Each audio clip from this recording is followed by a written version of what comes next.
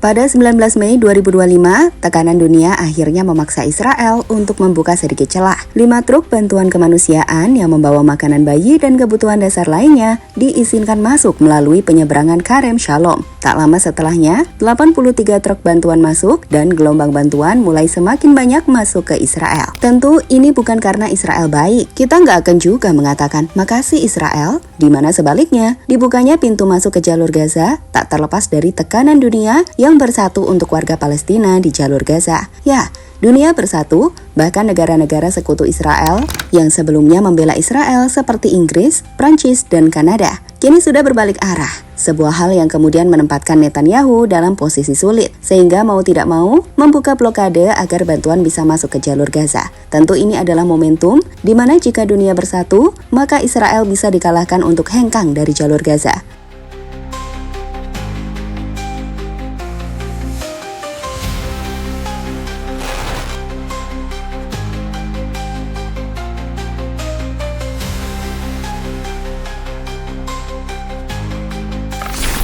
Setelah 11 minggu lebih terperangkap dalam blokade Israel yang mencekik Gaza atau sejak 2 Maret 2025, penduduk dan anak-anak di wilayah itu akhirnya bisa menyantap makanan kembali setelah hampir mati karena kelaparan. Ya, ini bukan cerita soal menikmati. Saat sebaliknya, ini adalah makanan yang disantap guna sekedar untuk bertahan hidup. Blokade Israel telah memutus aliran makanan, air bersih, obat-obatan, dan bahan bakar, mendorong lebih dari 2,1 juta penduduk Gaza ke ambang kelaparan. Di mana menurut PBB, 930.000 anak-anak menghadapi resiko kelaparan akut. Dengan gambar-gambar menyedihkan, banyak tersebar saat anak-anak mencari sisa makanan di antara puing menjadi simbol penderitaan kemanusiaan. Kini, sejak 19 Mei 2025, tekanan dunia memaksa Israel membuka celah kecil. 5 truk bantuan kemanusiaan diizinkan masuk melalui penyeberangan Karem Shalom. Tak lama setelahnya, gelombang bantuan meningkat. 83 truk bantuan menyusul, dan aliran bantuan mulai mengalir lebih banyak ke Gaza. Ini jelas bagus, namun ini masih jauh dari kebutuhan 500 truk per hari yang diperlukan untuk mencegah bencana kelaparan. Seperti diungkapkan Tom Fletcher, koordinator bantuan PBB.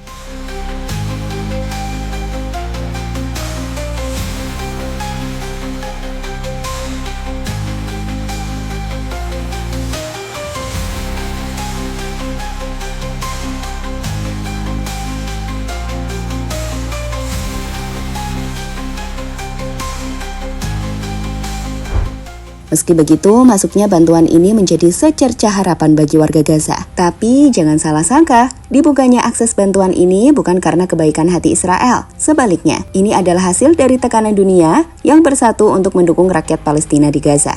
Dewan Keamanan PBB melalui pernyataan keras Sekretaris Jenderal Antonio Guterres mengutuk blokade Israel sebagai pelanggaran hukum kemanusiaan internasional, di mana laporan World Food Program atau WFP memperkuat kecaman ini. Mereka menyebut 1 dari 5 warga Gaza menghadapi kelaparan akut. Tak hanya dari PBB, tekanan juga datang dari sekutu-sekutu tradisional Israel mulai berbalik arah. Inggris menghentikan negosiasi perdagangan bebas dan memperlakukan sanksi terhadap pemukim Israel di tepi barat. Sementara Prancis dan Kanada mengancam tindakan lebih keras, termasuk sanksi ekonomi jika blokade tidak dihentikan. Bahkan Uni Eropa melalui Kaja Kallas meninjau ulang perjanjian asosiasi dengan Israel. Amerika Serikat, meski masih sekutu utama, menunjukkan tanda-tanda keraguan dengan Presiden Donald Trump menyatakan keprihatinan atas krisis kemanusiaan di Gaza. Pada akhirnya, saat ini dunia global telah berputar arah. Demo jutaan orang di Eropa juga telah menjadi tanda bahwa Israel benar-benar mendapatkan tekanan besar. Tekanan sebagai sebuah negara yang melakukan genosida di tanah Palestina,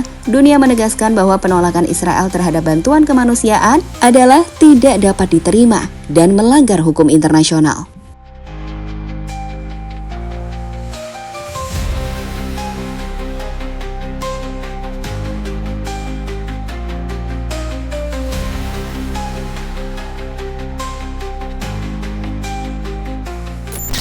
Netanyahu terjepit. Saat ini Perdana Menteri Israel Benjamin Netanyahu berada dalam posisi sulit. Di dalam negeri, koalisi sayap kanannya termasuk Menteri Keamanan Nasional Itamar Ben-Gvir menuntut penguasaan penuh atas Gaza melalui operasi militer kereta Gideon. Namun, tekanan dunia membuatnya terjepit. Membuka blokade adalah langkah yang terpaksa diambil untuk meredakan kecaman global, terutama setelah gambar-gambar kelaparan di Gaza menjadi garis merah yang mengancam legitimasi Israel. Pada akhirnya, Netanyahu pun mencoba menyeimbangkan tekanan dengan mengizinkan bantuan, minimal sambil tetap melanjutkan serangan militer. Tetapi langkah ini justru menuai kritik dari dalam dan luar. Di dalam Israel, oposisi seperti Yair Lapid dan Yair Golan menyebut rencana Netanyahu sebagai bencana yang merusak ekonomi dan reputasi Israel. Sedangkan keluarga 58 sandera yang masih ditahan Hamas juga memperingatkan bahwa eskalasi militer hanya membahayakan nyawa sandera. Sementara itu, Hamas menyambut baik perubahan sikap dunia, menyebutnya sebagai kemenangan moral bagi perjuangan Palestina.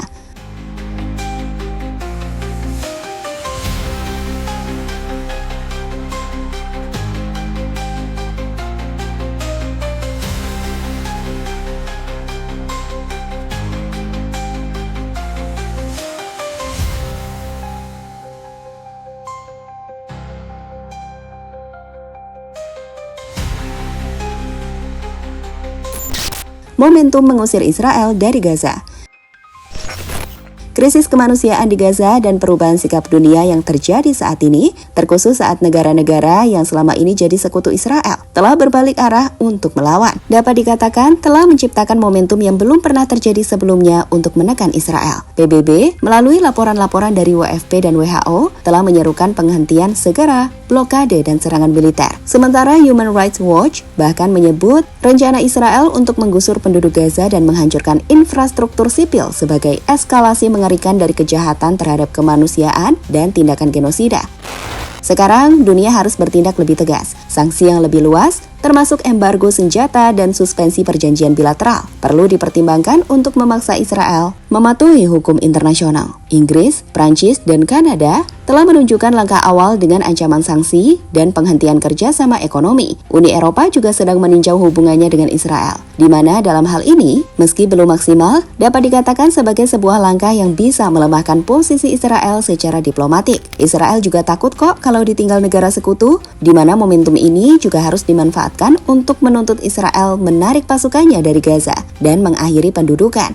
Negara-negara di dunia, termasuk yang sebelumnya ragu, kini melihat urgensi untuk mendukung solusi dua negara dan mengakui Palestina sebagai negara berdaulat. Seperti yang disampaikan Inggris dan Prancis, yang siap mengakui Palestina sebagai negara merdeka dan mendukung solusi dua negara.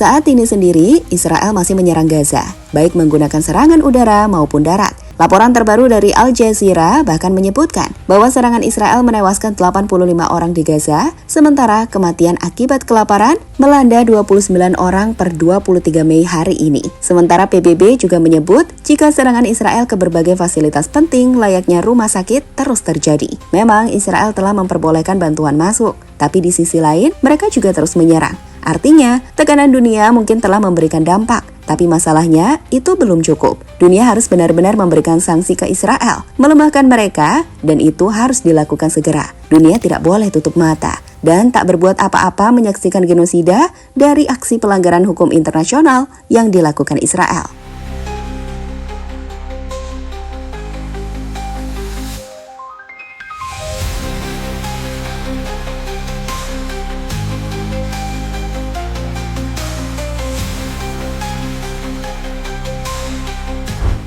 Pada akhirnya, apa yang terjadi saat ini, saat bantuan makanan berhasil masuk ke jalur Gaza, adalah hasil nyata dari desakan dan kesadaran kolektif dunia.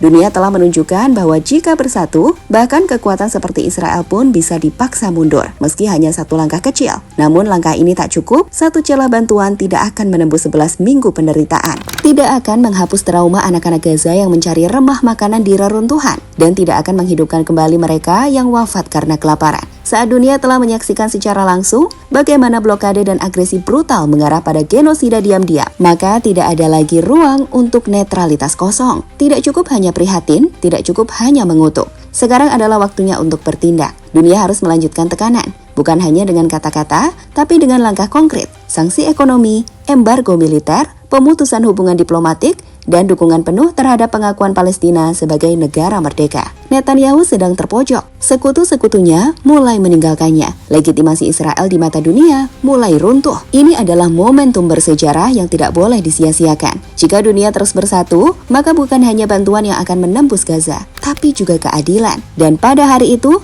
sejarah akan mencatat bahwa dunia pernah memilih untuk tidak diam.